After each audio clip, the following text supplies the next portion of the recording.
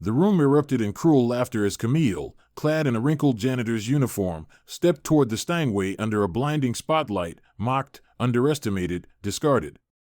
Playlist or lose your job, the gala director sneered, her voice slicing through the champagne-soaked air.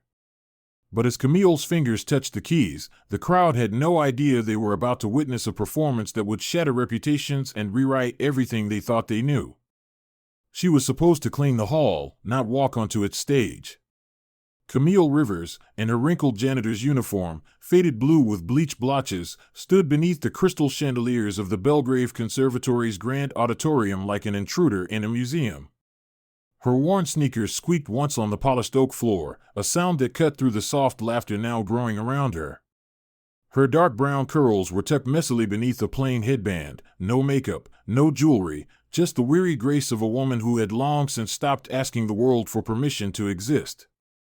This was Belgrave's annual gala, an affair dripping in velvet and champagne, where New York's elite gathered not just to celebrate the arts, but to parade their power.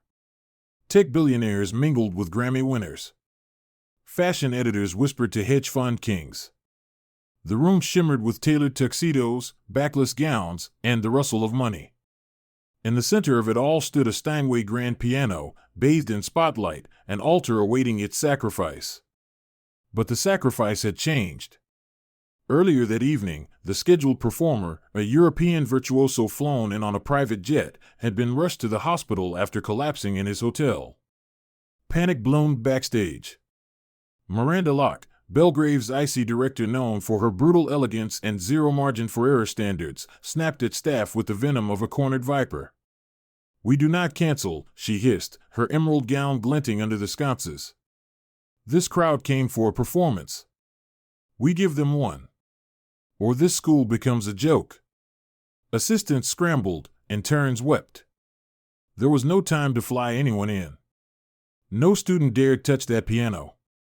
That's when Aria Bennett, a first-year violinist with big brown eyes and too much heart, pointed toward the corner where Camille had been quietly wiping down the banister, unnoticed as always.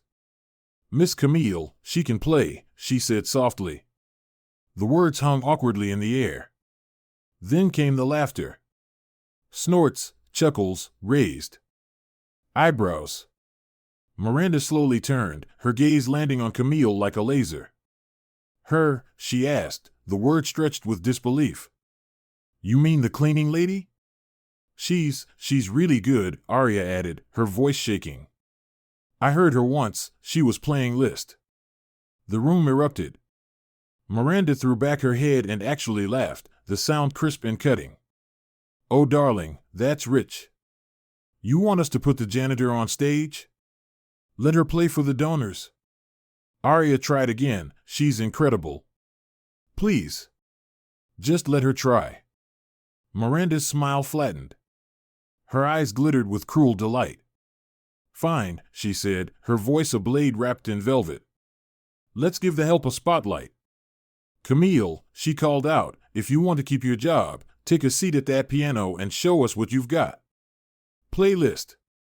Right here, right now. Or pack your things." Camille stood very still. Her hands were still damp from cleaning solution. Her heart thudded once, loud and low. She looked at Aria, who gave her a tiny nod, hopeful. The rest of the room stared with open amusement. A few guests had already pulled out their phones. "This'll be good," someone whispered. "Train wreck incoming." A man in the back with a gold watch and too much cologne leaned over to his date. "Finally, some entertainment." Camille walked forward. Not quickly, not nervously, but deliberately. As if walking across a bridge she'd built in the dark. Her sneakers whispered over the hardwood. Every step felt like a mile. She heard the snickers, the comments, the dismissive chuckles. She didn't look at them. She looked only at the keys. The Steinway glistened like a promise. She remembered her brother Julian, 16 and brilliant, laughing as he danced around the living room when she'd first learned this piece. He'd called it music with claws. And then the call came, the car accident, the coma. Everything changed. Camille walked away from the spotlight, turned down Juilliard, disappeared from stages and critics' radars. She became her brother's full-time caregiver. When her mother passed and left her a small fortune in biotech stocks, Camille didn't use it to reclaim her old life. She paid the hospital bills. She stayed quiet. She swept floors. She taught herself how to become invisible. But now, under a different kind of light, she pulled out the old courage like a buried weapon. The room exhaled in anticipation. Phones flashed. Someone giggled. Camille sat, her back straight. Her fingers hovered above the keys like dragonflies over water. "Play chopsticks, janitor," someone jeered. "Maybe she can play Twinkle Twinkle," another added. Miranda smirked. "Any time now, dear," she purred. "You're wasting valuable donor attention." Camille didn't respond. She closed her eyes for a brief second and let silence gather like breath. Then, with a single motion, her fingers struck. The opening notes of Liszt's Hungarian Rhapsody No. 2 sliced through the air, crisp, thunderous, alive. The room flinched. She played with fire. The kind of fire you earn when you've been overlooked, stepped on, pushed into corners and laughed at. Her left hand drove bass lines like a war drum. Her right hand danced with precision, threading trills and flourishes like silk into thunder. The room, moments ago dripping with condescension, now sat frozen. Phones were no longer mocking, they were reverent. Guests leaned forward, jaws slack. The wine in crystal glasses rippled slightly on tables. Every crescendo carried the weight of something deeper than talent. Camille wasn't just performing. She was telling them all a story they never asked to hear. A story of quiet nights and scrubbed stairwells. Of whispered insults and turned backs. Of music learned in secret, fingers trained by candlelight while machines beeped in a hospital room nearby. Camille didn't play to prove anything. She played because it was the only way to remain whole. Miranda Locke's eyes darted nervously. The room was slipping out of her control. She clutched her champagne flute tighter as Camille approached the passage most pianists dreaded, where Liszt demands both savagery and grace. Camille soared through it with terrifying beauty. The audience forgot to breathe. The final note crashed like a cathedral bell. And then, silence. Not the silence of judgment, but of awe. The kind that presses on your chest like a secret. Then came the applause. At first scattered, then swelling, breaking into a full standing ovation that seemed to shake the chandeliers. Camille stood, not bowing, not smiling. Just still. Composed. Her eyes searched for Aria, who was already crying, her hands cupped over her mouth. A man in the front row stood slowly, then others followed. Guests clapped until their palms hurt. The laughter was gone. The mockery dissolved. Camille Rivers wasn't the janitor anymore. She was the storm they had invited without understanding the forecast. And just as the applause reached its peak, the grand doors of the auditorium swung open. A new kind of silence fell. Heavy. Expectant. Every head turned. And walked a tall man in a sharply tailored charcoal suit, silver at his temples, his eyes like steel cut from winter. Graham Maddox. CEO of Maddox Innovations. Billionaire tech mogul. Recluse. Power broker. And most notably, Belgrave's largest donor. His presence alone was like thunder. Miranda's face went pale. Camille didn't move. Graham didn't glance at the others. He walked straight to her, stepped onto the stage, and gently placed a hand on her shoulder.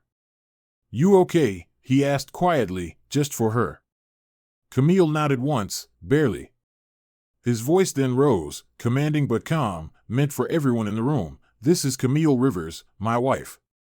And the soul behind every success I've ever had." The gasp was collective. Audible. Someone dropped a glass. Miranda Locke staggered slightly, her mask of elegance cracking. Graham's voice cut through again, clear and merciless.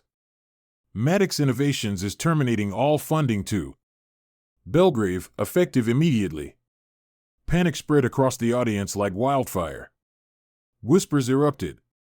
Phones lit up. Miranda tried to speak, but her mouth just opened and closed. Camille turned once, locking eyes with Miranda.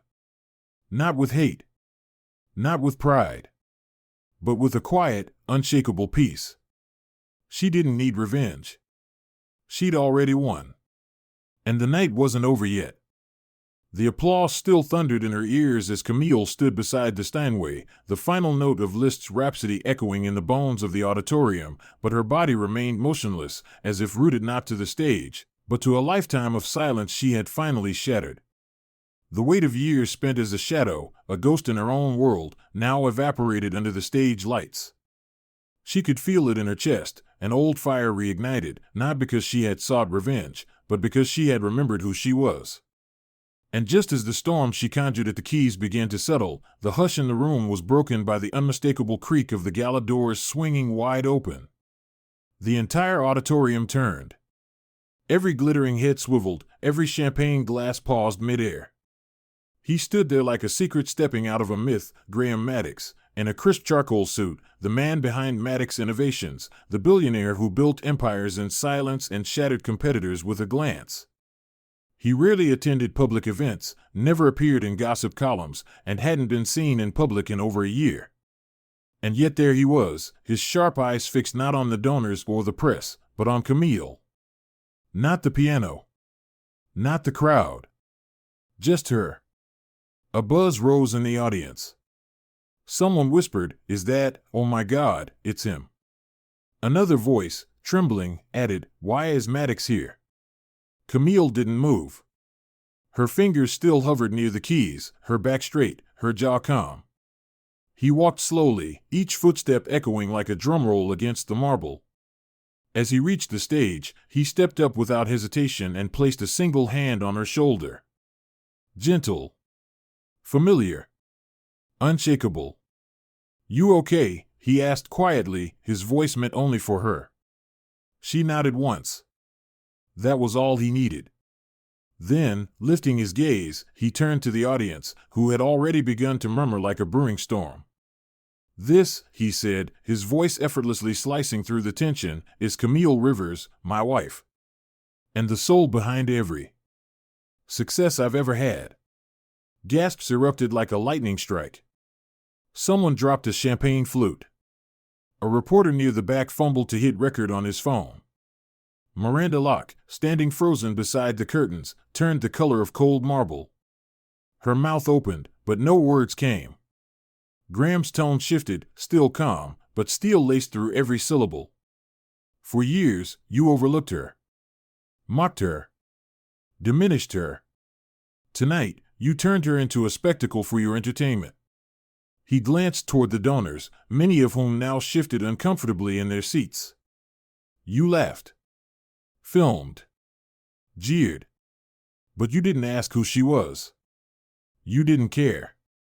So let me make it perfectly clear, Camille Rivers is not your janitor. She is not your comic relief. She is the most brilliant artist I've ever known. And she is the reason Maddox Innovations has poured millions into Belgrave for the last 8 years. His pause was thunder. Effective immediately, that funding ends. The auditorium inhaled sharply. A collective jolt surged through the crowd. Phones lit up like a swarm of fireflies. A man in the third row with a platinum pin on his lapel leaned over and muttered, "He's serious. That's 75 million gone." "What?" his date whispered back, eyes wide. "Just like that?" Miranda stumbled forward, her voice brittle and desperate. "Mr. Maddox, please, this was a misunderstanding. We had no idea." He didn't even look at her. "You didn't need to know," he said coldly. "You needed to be decent. And you failed." She opened her mouth again, but the damage was done. Her words hung limp in the air, empty and weightless. Camille turned, not toward the audience, but toward Graham. Their eyes met, no need for thanks, no need for explanation. They understood each other in a way that could never be measured in applause or bank transfers. A sea of reporters rushed to the stage edge, shouting questions, cameras flashing, hashtags already forming in their minds. Hashtag janitor virtuoso. Hashtag Maddox wife revealed. Hashtag Belgrave canceled. But Camille didn't acknowledge any of them. She stepped down from the stage, her footsteps light, her breath steady, her heart louder than the crowd. Behind her, the audience erupted, not in laughter this time, but in cheers. Applause followed her like a wave, sweeping from the front row to the balconies. Phones turned toward her not as weapons, but as windows, each viewer desperate to preserve this moment, to share it, to say they were there. Aria Bennett pushed her way through the wings, tears on her cheeks, arms open wide. Camille embraced her tightly, not just as a student, but as the single voice who dared to believe. "You were right," Camille whispered into her hair. "You were right to speak up." Aria sniffled. "They'll never forget tonight." Camille pulled back and smiled. "Neither will I." Backstage, the silence among the staff was deafening. Assistants avoided eye contact. Professors who had once sneered looked at the ground. Miles Weston, the senior who had humiliated her in the cafeteria just weeks before, stood frozen against the wall, his phone slack in his hand. He looked pale. Exposed. As if he already knew what was coming. Tessa Klein, the influencer who once posted mocking videos of Camille scrubbing staircases, stood with her manager, frantically scrolling through her social feeds, watching her sponsors vanish in real time. Miranda staggered behind the curtains, her phone pressed to her ear, voice tight with panic. "Yes, I know what happened. No, I didn't know she was his wife. Please just let me explain." Camille passed them all without a word. She didn't need to fight them. Her silence spoke louder than their excuses ever could. She stepped outside into the crisp New York night, Graham's coat already being draped over her shoulders. "You didn't have to do that," she said softly, the wind curling around her cheeks. "I know," he replied. "But I wanted to. They should have seen you a long time ago." She looked up at him, the man who had loved her in the quiet, protected her in the shadows, and now brought her into the light. "You know this changes everything," she said. "Yes," he said, a smile breaking across his lips. "It does. And it's about damn time." Cameras flashed from across the street. Headlines raced through digital newsrooms. Belgrave Conservatory's darkest night had become Camille's brightest. Inside, the gala dissolved into chaos. Donors whispered about damage control. Board members made frantic calls. The PR team tried to shut down the live streams, but it was too late. The world had already seen. And it wasn't going to forget. The video of Camille's performance hit 1 million views before midnight. By dawn, it reached 5. By the next day, 10. The internet exploded. Music critics hailed her as the silent storm of Belgrave. Social media flooded with praise, with apologies, with outrage on her behalf. People began digging. Old footage of Camille being mocked, humiliated, even shoved in hallways, resurfaced. Miles Weston's video of her cleaning the cafeteria was reposted, only now, the comments were different. "How do you laugh at a genius? This woman is everything. You're done, Weston." Brands dropped him. His father's record label pulled his internship. Belgrave issued a formal apology. It wasn't enough. Tessa Klein's fashion deals vanished. Professors who had been complicit were placed on leave. Miranda Locke was stepping down immediately to focus on family. Her portrait in the conservatory's lobby was quietly removed. But Camille wasn't watching any of it. She was back home, her fingers curled around a warm mug of coffee, the early morning sun spilling through the window. She wasn't on Twitter. She wasn't reading headlines. She was watching Julian, still in his hospital bed, still unmoving, but peaceful. She placed a Bluetooth speaker on the table, pulled out her phone, and pressed play. Lists.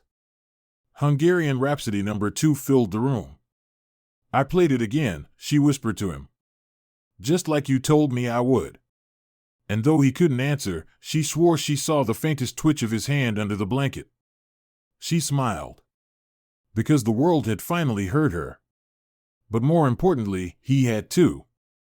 The sound of Liszt's Hungarian Rhapsody filled Julian's hospital room like a memory coming home, and as Camille stood beside his bed with the faintest smile tracing her lips, she didn't need cameras or applause. Just this moment, this quiet knowing that maybe, just maybe, he could still hear her. The world outside, however, was anything but quiet. By the next morning, Camille Rivers was no longer just the mysterious woman who stunned the Belgrave Gala. She was a headline, a movement, a reckoning. Her performance clip surged past 10 million views before sunrise. By noon, it hit 20. Comment sections flooded with praise, anger, shame, admiration. How did they let this happen? One user wrote. That wasn't just music. That was a woman reclaiming her soul. And as the internet did what it does best, dig, it unearthed everything. Old clips resurfaced. Miles Weston's viral cafeteria prank, where he tossed a mop at Camille and called her maestro of the trash cans. Tessa Klein's TikTok, mocking Camille's uniform while fake playing piano with rubber gloves. Staffers laughing as she was splashed with mop water. These weren't just jokes anymore. They were evidence. Fuel. And the fire spread fast. Belgrave Conservatory's name trended alongside hashtag Justice for Camille and hashtag MopRhapsody. Miles's social media went dark by noon. Sponsors pulled out. His record deal evaporated. Tessa's PR team issued a frantic apology, but her beauty brand severed ties, and fans turned vicious. Professor Lang, who once slammed a door in Camille's face during a rehearsal, was suspended pending investigation. Miranda Locke, once the Queen of Belgrave, found herself isolated and disgraced, her office emptied by security within 24 hours, her face wiped from the school's homepage, her name met with silence in the boardroom. But Camille? She didn't gloat. She didn't tweet. She didn't issue dramatic statements or show up on talk shows. While the world watched her in fascination, she turned inward and went to work. 1 week after the gala, Camille released a statement, short, graceful, devastating. I've chosen not to return to Belgrave. Instead, I'll be focusing on building something new, something better. And with that, she announced the launch of the Rivers Conservatory, a free music academy dedicated to nurturing talent from underserved communities. No auditions based on money, no requirements for prestige, only passion, discipline, and heart. The announcement shattered expectations. Donations poured in. From across the country, former musicians, retired instructors, and everyday people offered instruments, volunteer hours, scholarships. Graham Maddox matched every contribution dollar for dollar. If Belgrave wouldn't recognize Camille's brilliance, he said in a rare press appearance, then let her build a place that will. The school was set to open in Harlem, in a refurbished brownstone Camille had walked past for years. She designed the layout herself, sunlight pouring into every classroom, worn but polished uprights along the walls, open doors, open hearts. Reporters begged for interviews. Streaming giants offered documentary deals. But Camille declined most of them, choosing instead to spend her days sitting cross-legged on floors beside nervous children, showing them where to place their hands, how to breathe through mistakes, how to find their sound. Her days became rhythm. Teach, guide, listen. Her name trended again when footage emerged of her sitting beside a young boy named Matteo, whose hands trembled on the keys. Camille placed her own over his, whispering, "You're already music. You just don't know it yet." The clip reached 30 million views. She's not just a pianist, one comment read. She's a revolution wrapped in kindness. The backlash against Belgrave reached a boiling point. Donors withdrew nearly 80% of future pledges. Rankings plummeted. Enrollment applications dropped. The board scrambled to save face, issuing a public apology to Camille, requesting her to return for an honorary chair. She refused. "What I needed from you," she wrote in her reply, "wasn't a title. It was dignity. And you couldn't offer that when it mattered." Meanwhile, her conservatory thrived. Grammy winners stopped by to mentor.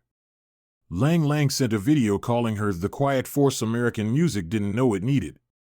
Yo-Yo Ma visited and played a duet with her during a weekend session. No cameras, no stage, just joy. Sony Music sent a 7-figure offer. Carnegie Hall extended an open invitation. The Berlin Philharmonic reached out for a European tour. Camille turned them all down. "My place is here," she said, helping a child carry a cello up the stairs. But not everyone disappeared into obscurity. Miles Weston attempted an apology tour. He appeared on a podcast, blinking too much, his voice trembling. "It was just a joke," he said. "We didn't know who she was." The host, unimpressed, asked plainly, why did it matter who she was? Isn't basic respect enough? The clip went viral. Again. His social media dropped to a few hundred followers. His career, as one tweet said, mopped up. Miranda Locke moved to Arizona, trying to teach online music classes, but enrollment was abysmal. Tessa Klein tried rebranding as a wellness guru, but every video was met with mocking hashtags and laughing emojis. Her sponsors didn't return. Belgrave's once lustrous gala was canceled the following year. The halls once lined with silk and satin were now just empty. But across town, Camille Rivers sat in a sunlit room, surrounded by students whose clothes didn't matter and whose potential had never been measured by brands. Her brother Julian, though still in his hospital bed, had shown signs of slight hand movement. The doctors were cautious. Camille was quietly hopeful. Each night, she sat beside him with a portable keyboard and played what she'd performed at the gala. She believed music could reach where medicine couldn't. And she refused to stop believing. On the 1-year anniversary of the night that changed everything, Camille held a recital, not in a concert hall, but in the school gym, decorated with second-hand fairy lights and folding chairs. Her students performed one by one, hands shaky but proud. Camille sat in the back, next to Graham, her hand in his, her heart full. When the last child played, the audience, parents, neighbors, strangers who had followed her story, rose to their feet.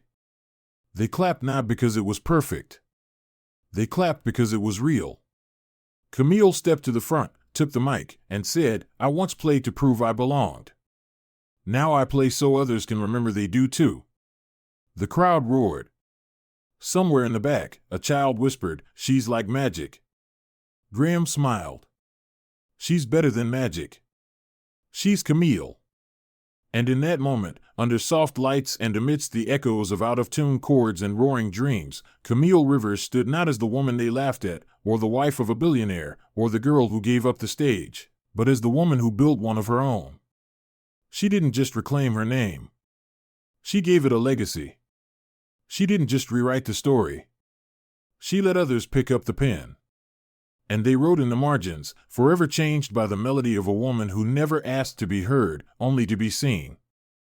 As the author of Camille Rivers' story, I want to leave you with a message, not just about music or resilience, but about the quiet power of knowing your worth, even when the world tries to convince you otherwise. Camille's journey wasn't just about playing a piano. It was about reclaiming her voice after years of being silenced, overlooked, and humiliated. Her story is a reminder that dignity does not come from status, wealth, or recognition. It comes from staying true to who you are, even when you're scrubbing floors instead of standing in spotlights. Even when you're mocked, underestimated, or pushed aside. In a society that often places value on appearance, titles, and public approval, Camille chose grace over vengeance, purpose over popularity. And in doing so, she didn't just rise, she lifted others with her. Her story reminds us that you don't need permission to be extraordinary. You don't need applause to have value. And you certainly don't need to fight for a seat at someone else's table when you have the power to build your own. We've all faced moments where we were judged unfairly. Maybe you've been told you weren't good enough, smart enough, the right fit. Maybe someone laughed at your dreams or ignored your effort. But I hope Camille's story shows you this: the people who dismiss you are not the ones who define you. Your strength does. So whatever your gift is, music, teaching, caregiving, creating, protect it.